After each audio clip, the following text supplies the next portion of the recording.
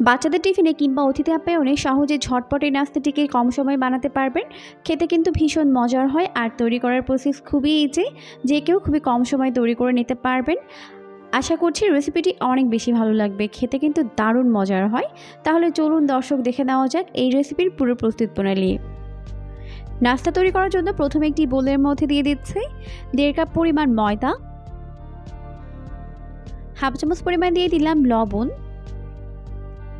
আর 2 চামচ পরিমাণ দিয়ে দিচ্ছি চিনি। এটা হাফ চামচ, তাই আমি 4 চামচ দিয়ে দিলাম। এখন প্রথমে চিনি আর ময়দা ভালো করে মিশিয়ে নিচ্ছে। সবকিছুকে ভালো করে মিশিয়ে নেওয়ার পর এখন এর মধ্যে অ্যাড করে দিব ইস্ট, আর এটা হচ্ছে ইনস্ট্যান্ট অ্যাক্টিভ ড্রাই ইস্ট। তো এটাকে অ্যাক্টিভ করার কোনো প্রয়োজন নেই। আমি এখানে 2 চামচ পরিমাণ ইস্ট দিয়ে দিলাম। এখন ইস্টটিকেও ময়দার সঙ্গে ভালো করে মিশিয়ে নিচ্ছে। অবশ্যই লবণ এবং ইস্ট আলাদা করে মেশাতে হবে। এরপর এর মধ্যে এই পর্যায়ে অ্যাড করে দিলাম 1 টেবিল চামচ পরিমাণ সয়াবিন তেল। এখন তেলটিকেও ময়দার সঙ্গে ভালো করে মিশিয়ে নিলাম। মিশিয়ে নেওয়ার পর এরপর আমি এর মধ্যে অল্প অল্প করে কুসুম গরম পানি দিয়ে এটাকে ভালো করে মেখে নিব। আর পানি এমন গরম হবে যাতে আঙুল চোবালে আঙুলটা সহ্য করতে পারে। তো এভাবে অল্প অল্প করে পানি দিয়ে ভালো করে মেখে একটি ডো তৈরি করে নিচ্ছে। এখন এর উপর একটু সয়াবিন তেল লাগিয়ে ঢেকে রেখে দিচ্ছি প্রায় 15 মিনিটের জন্য। তো ফিরে এলাম 15 মিনিট পর, আর এখন দেখতেই পাচ্ছেন ডোটি কিন্তু আগের থেকে অনেকটাই ফুলে গেছে।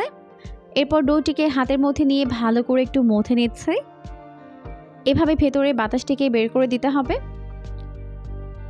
তো এখন হয়ে গেছে। এরপর আমি এই ডোটিকে 5টি ভাগে ভাগ করে নিব। এরপর প্রতিটা ডো হাতের মধ্যে নিয়ে এরকম গোলাকার শেপ দিয়ে নিব। এভাবে উপরের স্কিনটাকে স্মুথ করে নিতে হবে। এখন হাতের মধ্যে নিয়ে এরকম একটা গোলাকার শেপ দিয়ে নিলাম। ব্যাস হয়ে গেছে। তো সেমভাবে বাকিগুলোকেও বানিয়ে নিব। এখন এটাকে একটি সমতল জায়গায় রেখে এর মাঝখানের অংশটিকে আমি উঠিয়ে নিব, অর্থাৎ মাঝখানে ছিদ্র করে নিব। তাই এখানে একটি নজেল নিয়েছে। আপনারা কিন্তু চাইলে এখানে যে কোনো কৌটার ক্যাপ মানে বোতলের ক্যাপ ব্যবহার করতে পারবেন। তো হয়ে গেছে, দেখতেই পাচ্ছেন। এভাবেই আমি সবগুলোকে বানিয়ে নিব।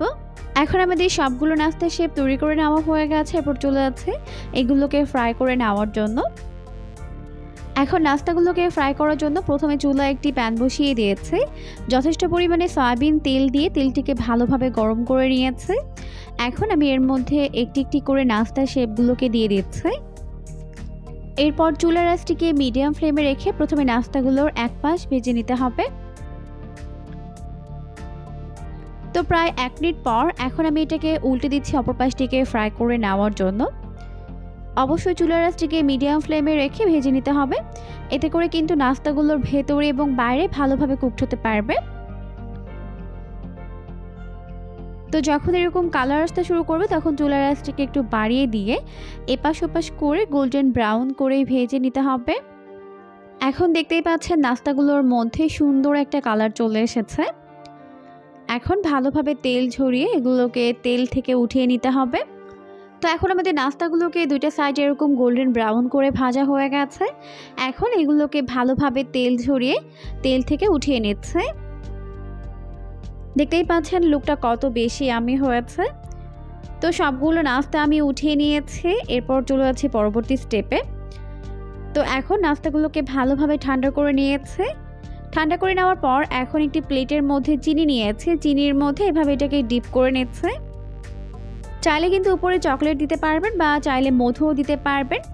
এভাবে কিন্তু বাচ্চাদের টিফিনটা খুব সহজে রেডি করে দিতে পারবেন। বাচ্চা থেকে বড় সবাই কিন্তু অনেক বেশি পছন্দ করবে, কারণ খেতে দারুণ মজার হয়। এরকমই সমস্ত আরও নতুন রেসিপি প্রতিদিন পেতে অবশ্যই চ্যানেলটিকে সাবস্ক্রাইব করে রাখবেন। পরবর্তী ভিডিও দেখার আমন্ত্রণ জানিয়ে বিদায় নিচ্ছে।